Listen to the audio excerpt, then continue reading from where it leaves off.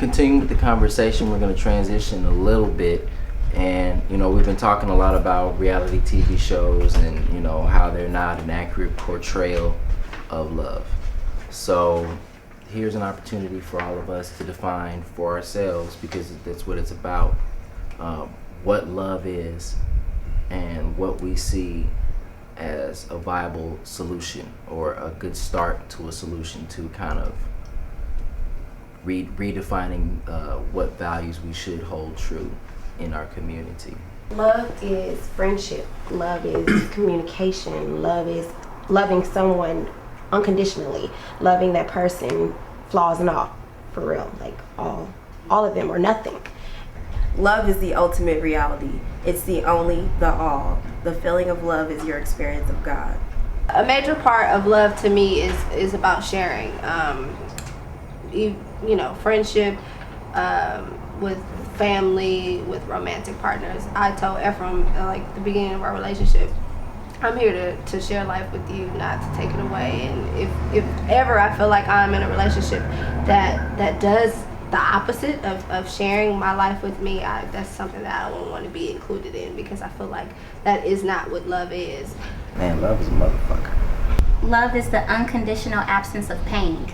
Loving unconditional, it's real, it's truth, and things like that. I truly believe that love is friendship set on fire, and it's like, it's also like about those moments where like there's somebody who gets you more than anybody else will. Mm-hmm. And if you feel like you're in love or you love someone or whatever, and you go through that initial first couple months, first year, whatever, and everything is great, and you guys aren't friends, beyond that it's gonna be hard times, because you're not always fucking, you're not always like in that moment where you feel like this is the greatest person on earth. And it's spirit, it's like she said, it's energy, it's balance between you and another person's soul. And I mean, I don't know if too many people actually find that in this lifetime, but I don't think that a lot of people ever will find that in this lifetime. Love overcomes everything. And I know that's cliche, but if we're saying that love is truth, and truth, overcomes everything else, then that's the best definition that I can come up with. It's truth and growth and spirit. It's one of the most beautiful things that you will ever experience in your life. It's also one of the most gut-wrenching, soul-searching pilgrimage to Mecca, if you want to call it that journey type thing that you will ever experience in your life. And it's beautiful because it's so indescribable. Like there's a song, I forget the artist's name, but what you won't do, you'll do for love. Love, and piggybacking what you said, but love is a simple, vulnerable truth. You can't be in love, you can't love yourself unless you're open to be vulnerable. Love that has no need for guards. Love has no need for defenses. So love is a simple, vulnerable truth. People say love is complicated. I disagree. I think people and their misunderstandings of who the person is, who they are, makes it complicated. Love is the simplest, most honest, most vulnerable thing we'll experience, and it's been said.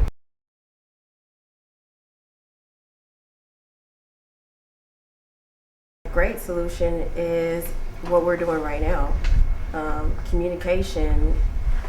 I think that people in general don't understand how communication can heal all of our problems. If we could sit and really communicate, any problem that we have could be resolved because it spawns ideas. This with kids my little sister's age, like just why not see what they're thinking about, and I think I'm gonna do it. Like miseducation. Yes, great. Exploring. I thought that was a great idea, having the love education, not just like sex education. It's like what do you call it, a slot in curriculum of school, but love in and of itself could be a school. We could explore so many different things and how it's attached to love. You know, it could be a university. Why don't we have a university of love? I don't know. I'm just thinking. First off, to start with our children, start with the youth, because they're the ones that are gonna continue to propel whatever values we instill in them. And if we don't instill in them what we think love should be, why shouldn't they watch the UnReality of reality TV and ingest that perception as the truth? You know, so it starts with our family. Back on, you know, doing classes with youth and piggybacking off of you, while we do classes with stripping, you know, you go to stripping, how to strip for your man. Why can't we have adult classes as well?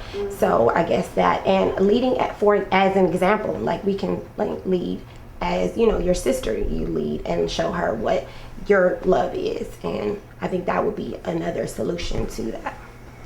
Like she said, like leading by example, because a lot of the times, because we don't have an example of what love should really look like, we go elsewhere, which is why people are watching reality TV and seeing these things and interpreting them as truth.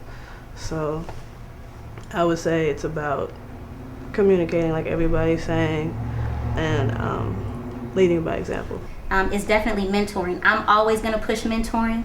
That's what my life is all about. And I think that what happened to when we were supposed to, you know, it takes a village to raise a family. Like, I don't understand why people are not having dialogue with their younger cousins or their nephews or their nieces, right? So that if the parents are not doing so and you have time to do so, that you can't do it. I definitely think there should be some sort of education, but even if we can't get it into the schools immediately, the education then will start with us, above average people, going out, and like in church, they say, we bring you in to make you a disciple, to go out and get disciples, to get disciples. We should be doing the same thing with our youth. Just because we watch reality TV doesn't mean that that's a bad thing. Why don't we tell the youth what we like about it, right? And then give them the counter of what we don't like, so that they actually have a balance, so they're not hearing all the bad things that we don't like, and instead they're hearing, well, I like this about it because that's funny, but understanding that that's comedy and that's not love. My solution, I think it's more about what you were saying. It's like I have a real big family, and and the only way that it works, because it's broken in a lot of different places, is that there are people influencing kids from all aspects. When we see our kids like watching these reality shows, to just ask a question or make a challenge, or like say what you like about it, like she said, and then like have a conversation about what could be improved, and or like with your sister, you're saying like asking them a question, what do they think about it? Because sometimes like they talk about I see my niece is about 13, she's 13, and she talks about reality shows, just about like what happened on this day and what they did, but she never like really talks about like what it really like means to her. Why is that important? And that's what we got to get them to. We need to breed leaders. I mean, that's just as simple as that. We need to breed leaders.